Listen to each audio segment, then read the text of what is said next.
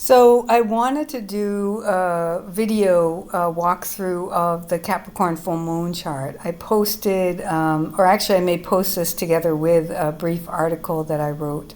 So the Capricorn Full Moon is on June 21st at 9:08 p.m. I think it is, East Coast of the United States.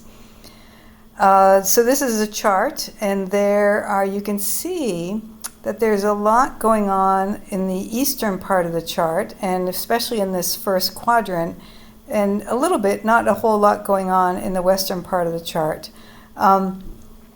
So the theme that came through for me that I wrote about was this idea of it's time to take action on the dream. It's like the dream is just coming forward, and it's time to act on it.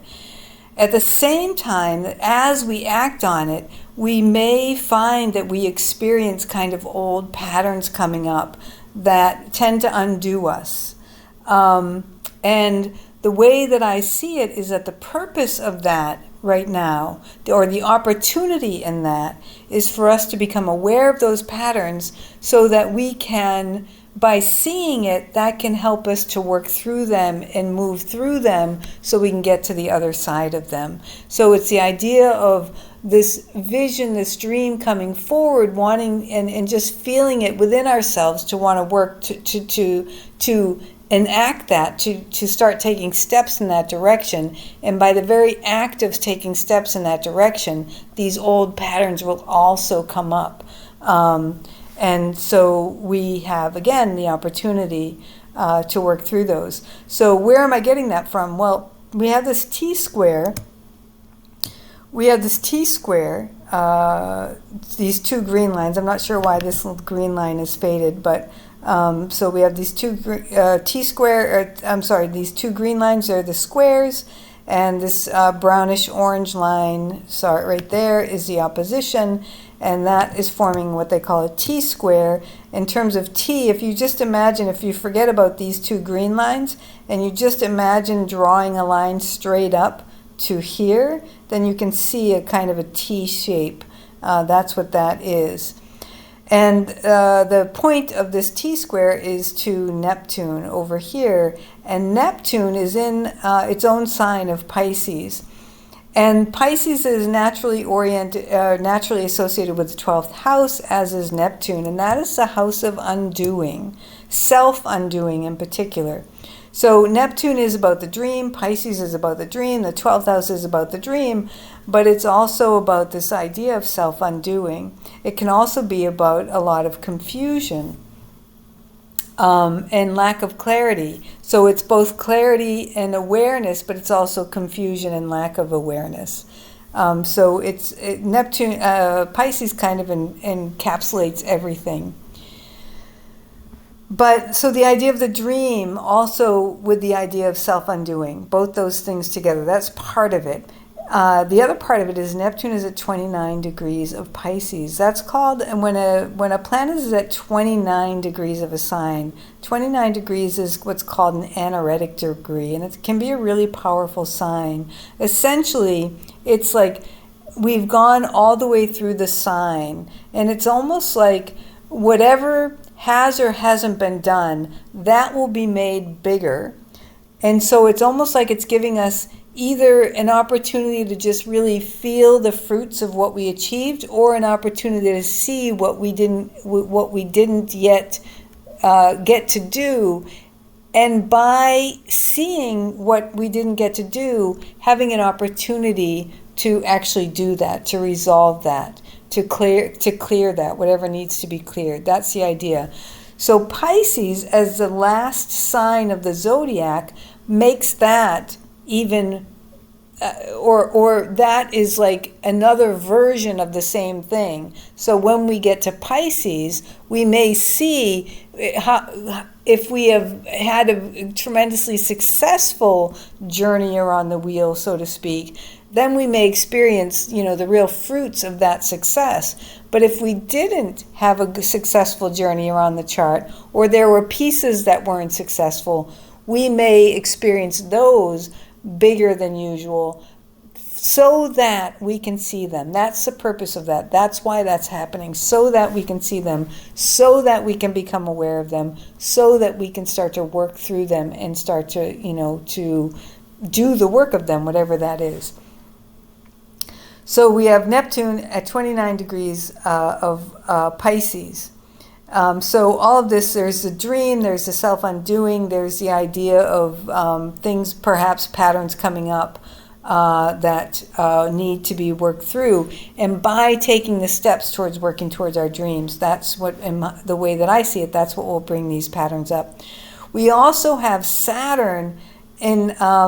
it's just coming into a conjunction with Neptune. It's really at the very edge of it, at 19 degrees. It's 10 degrees away. You could argue that these are a conjunction, but it's really at the very beginning.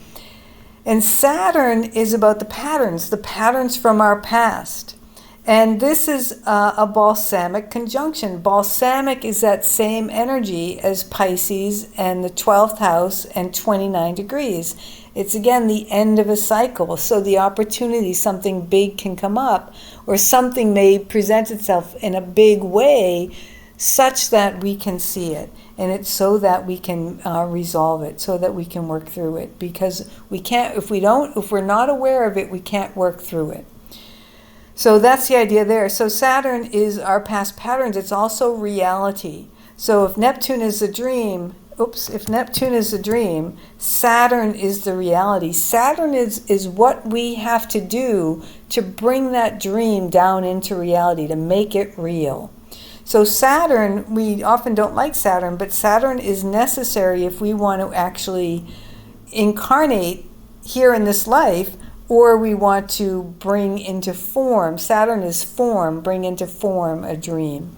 So Saturn are the structures, Saturn is the rules, Saturn is the discipline, and those are the things that we have an opportunity also now, I believe in this energy, part of what's arising for us, is to really bring in structure into our lives, flexible structure into our lives, such that we can move from the dream that's always sort of out there in the ethers to bringing that dream down into actual manifestation, actual form, step by step. It's not necessarily something that's going to happen overnight.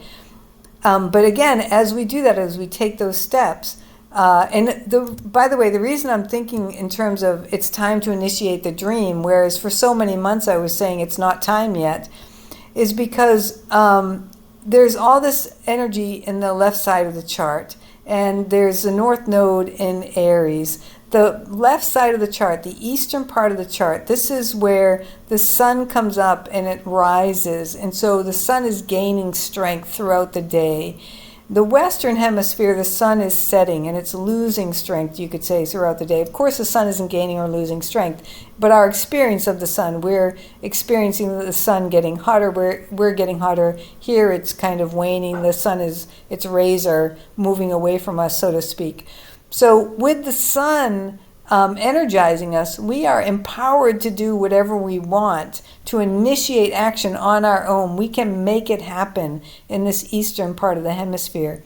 In the western part of the hemisphere, we can't do that. We have to rely on others. We have to take other people into consideration, and we have to figure out ways to cooperate and partner together in order to make things happen. That's symbolically what the eastern and western hemispheres signify as I understand it. So this idea of initiating, and again, the North Node in Aries, Chiron also in Aries, and then Mars also in this first quadrant, and Mars rules Aries, but it's in actually Taurus. So in this case, each sign is because this is a natural wheel. Aries is the first house, Taurus is the second house, Gemini is the third house, etc. So we have Mars in Taurus in the second house. And so that's really about Mars. So Mars in the first quadrant is about taking action. In the second house, it's about taking action to establish something, to establish roots, So again, to me, it just brings this idea of manifestation. Taurus is an earth sign. Capricorn, Saturn rules Capricorn, an earth sign. the idea of bringing it down into reality. We're not spinning around in Taurus like we might be perhaps in Aries. In Aries, we're sort of darting forward, but perhaps without a real, we just have an inner instinct about something, but we may not have a clear plan of action. We probably don't have a clear plan of action, I guess is a better way to say that. In Taurus, we're trying to figure out, and with Mars and Taurus, we're trying to figure out, okay, how do we establish roots? How do we create a foundation? That's what the action is about. And so it's about, what action do we take now to create the platform? We can think of Taurus as like the platform, the first earth sign. We can think of it as a platform for manifestation. So what's a platform that we have to build now so that the dream can become a reality? So all of those things factor into why I'm thinking about the dream together with, it's time to initiate the dream. But then again, Saturn, past patterns, and the moon, so we have a full moon in Capricorn, so the moon is opposed to sun, and that's Capricorn, that's our past patterns. So it's shining a light on our past patterns as we take action, as we try to figure out how to manifest, how to ground things, how to establish patterns that will allow this dream to take hold, allow us to walk the path of this dream in reality as opposed to just in our minds. These past patterns may come up and present themselves to us. It might be self-doubt, Saturn, self-doubt, Capricorn, self-doubt. It might just be a lack of experience in knowing how to do something. All of these things may come up. And so it's up to us to, I don't want to say it's up to us. There's this, this opportunity to be aware of that, to see that as something separate from the dream. There's the dream, and then there's we could say there's three things. There's the dream, and then there's the action to make the dream happen, to bring the dream down into reality. And then there's our patterns that I think will be triggered, that will be brought up as we take those actions towards the dream. So that's, and I'm actually I actually wrote this before I started experiencing this. But after I wrote it, I actually started to experience this sort of thing happening. So I say that based a little bit on experience too. So, and then in the article that I wrote, I talked a lot about Mercury and our thoughts. So part of the pattern, so we have the Sun, Venus, and Mercury all here conjunct.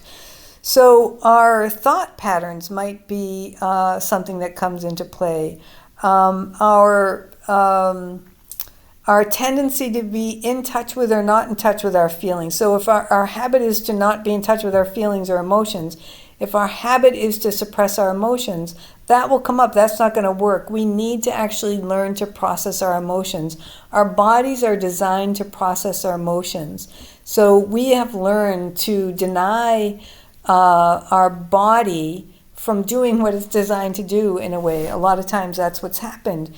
And so to the extent that might be arising, it means that we haven't been able to process those emotions of self-doubt or whatever, so they'll keep coming up until we process them. I hope that made sense. I feel like I kind of wasn't making a ton of sense there, but hopefully something there made sense. So then the other thing about this initiation of action and the possibility of feeling like that bringing up things that give us pause, you can see over here, these are these wheels that I have on the side, and you can see here that we have 3, 4, 5, 6, 7 cardinal signs in this chart. And that's verse 3 fixed signs and 3 mutable signs. So cardinality dominates in this chart, and we can see that here. So there's a I'm sorry, I always say this. It's not that there are 7 fixed signs. There are 7 planets or objects in fixed signs.